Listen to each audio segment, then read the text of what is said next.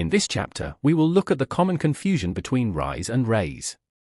These two verbs seem similar, but they are used very differently.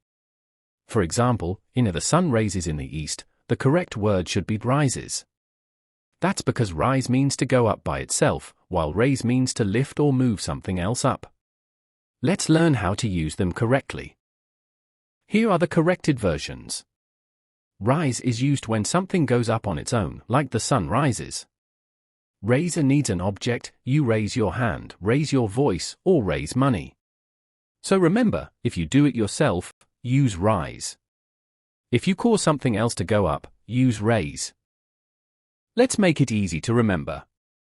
Rise is when something goes up on its own, like a balloon or the sun. Raise means you lift or increase something, like your hand, the flag, or prices. A simple rule: raise needs an object, but rise does not. Prepared by K. Rajendra Prasad.